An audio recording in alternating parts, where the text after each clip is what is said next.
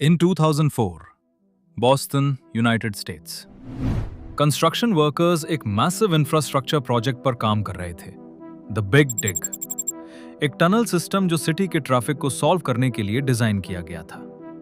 लेकिन कंस्ट्रक्शन के दौरान एक सीरियस प्रॉब्लम सामने आई।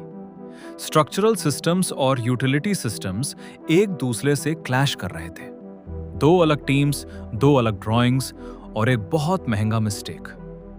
प्रोजेक्ट जो इनिशियली $2.6 बिलियन का था, वो बढ़कर $14 बिलियन से ज्यादा हो गया। और ये कोई एक प्रोजेक्ट की प्रॉब्लम नहीं थी।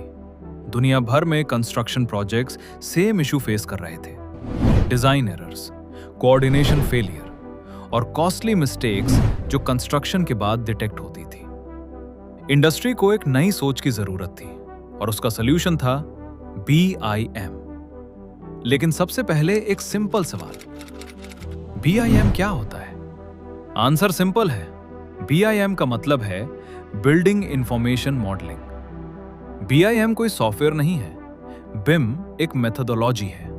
ये एक प्रोसेस है, ये एक सिस्टम है जिसमें पूरा बिल्डिंग एक सिंगल डिजिटल मॉडल के फॉर्म में क्रिएट होता है। इस मॉडल में सिर्फ शेप नहीं होती, बल्कि इंफॉर्मेशन होती है।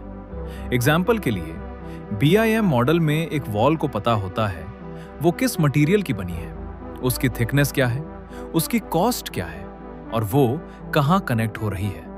और सबसे पावरफुल चीज, अगर आप एक एलिमेंट चेंज करते हो तो पूरा मॉडल ऑटोमेटिकली अपडेट हो जाता है, सेक्शन, एलिवेशन। इसी वजह से BIM कोऑर्डिनेशन प्रॉब्लम को सॉल्व करता है। नमस्ते दोस्तों, मेरा नाम कृष्णा है और मैं एक BIM इंजीनियर हूं। मैं इस चैनल पे BIM टेक्नोलॉजी, कंस्ट्रक्शन नॉलेज को शेयर करता हूं। इस वीडियो में हम समझेंगे BIM क्या है, BIM का कॉन्सेप्ट कैसे स्टार्ट हुआ और कंस्ट्रक्शन इंडस्ट्री को BIM की जरूरत क्यों पड़ी। तो चलिए शुरू करते हैं। कंप्यूटर्स आने से पहले सारे बिल्डिंग्स मैनुअली डिजाइन होते थे। इंजीनियर्स ड्राफ्टिंग टेबल पर बैठकर ड्राइंग्स बनाते थे। फ्लोर प्लान्स, सेक्शंस, एलिवेशंस, सब कुछ हैंड ड्राइंग। अगर एक वॉल शिफ्ट होती थी तो सारी ड्राइंग्स दोबारा बनानी पड़ती थी। यह प्रोसेस स्लो था और एरर्स कॉमन थे। जैसे जैसे बिल्डिंग्स कॉम्प्लेक्स होते गए, यह सिस्टम फेल होने लगा। पर 1963 में MIT में एक यंग साइंटिस्ट इवान सदरलैंड काम करता था।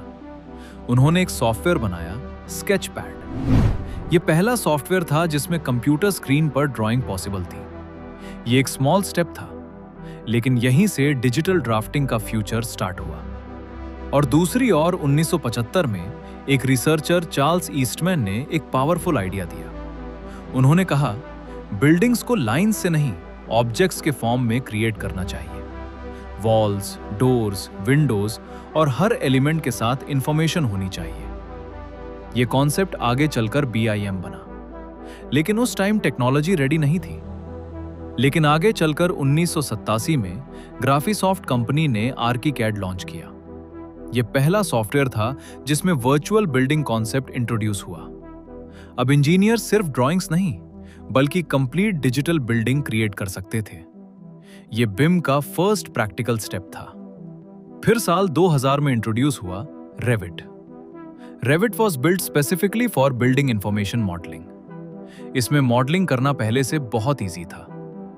देन 2002 में ऑटोडेस्क ने रेविट को एक्वायर किया। ऑटोडेस्क की रीच की वजह से रेविट दुनिया का सबसे वाइडली यूज्ड BIM सॉफ्टवेयर बन गया और BIM दुनिया भर में फास्ट ग्रो करने लगा। लेकिन सवाल यह है, क्या BIM यूज करना सही में जरूरी है? आंसर सिंपल है, financial pressure, complexity pressure, coordination pressure, government pressure. Simple शब्द में बोलो तो रॉन्ग कंस्ट्रक्शन की वजह से कंपनी को लाखों का गंद हो जाता है।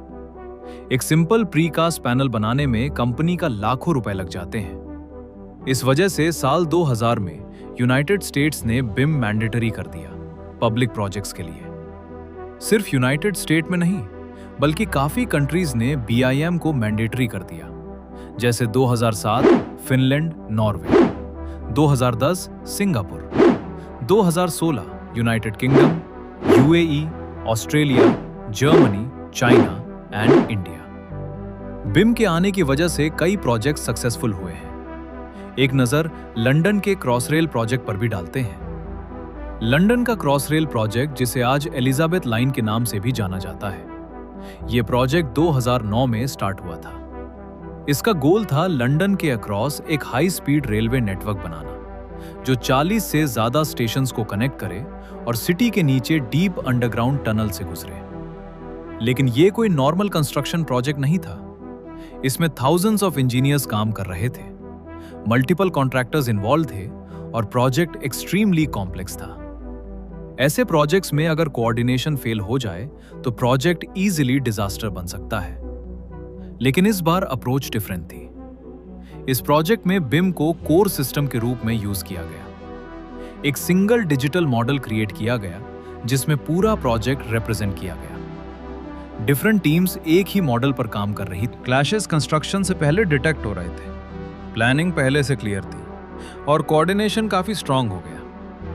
हाँ, प्रोजेक्ट में डिलेज आए, लेकिन एक बात क्लियर हो गई, इतने कॉम्प्लेक्स प्रोजेक्ट को मैनेज करना बिम के बिना ऑलमोस्ट इम्पॉसिबल होता। और ये एग्जाम्पल एक इंपॉर्टेंट चीज प्रूव करता है कि बिम सिर्फ एक टूल नहीं है, बिम केओस को कंट्रोल करने का सिस्टम है। सालों तक कंस्ट्रक्शन इंडस्ट्री सिर्फ ड्राइंग्स पर डिपेंड करती रही, पेपर पर लाइंस, स्क्रीन पर लाइंस, और ऑनेस्टली काफी टाइम तक हमें लगा कि ये काफी है। लेकिन धीरे धीरे एक बात क्लियर होने लगी, बिल्डिंग्स सिर्फ लाइंस नहीं होते, वो एक्चुअली काफी कॉम्प्लेक्स सिस्टम्स होते हैं जहां हर चीज एक दूसरे से कनेक्टेड होती है। और प्रॉब्लम ये थी कि हम इतनी कॉम्प्लेक्सिटी को मैनेज करने की कोशिश कर रहे थे ऐसे टूल्स के साथ जो उस लेवल के लिए बने ही नहीं थे। फिर धीरे धीरे चीजों चेंज होने लगी। आज सिचुएशन ये है कि कंस्ट्रक्शन स्टार्ट होने से पहले ही पूरा बिल्डिंग एक डिजिटल फॉर्म में एग्जिस्ट करता है। एक ऐसा मॉडल जिसे पहले ही चेक कर लिया जाता है, जहां कोऑर्डिनेशन इश्यूज पहले ही सॉल्व हो जाते हैं और साइट पर काम रिलेटिवली स्मूथ हो जाता है। और शायद यही BIM की सबसे बड़ी स्ट्रेंथ है, क्योंकि फ्यूचर ऑफ कंस्ट्रक्शन सिर्फ कंक्रीट और स्टील से नहीं बनेगा, वो डेटा से बनेगा। अगर आप BIM, कंस्ट्रक्शन टेक्नोलॉजी और रियल इंजीनियरिंग स्टोरीज को डीपली समझना चाहते हैं तो चैनल को सब्सक्राइब करना ना भूलें।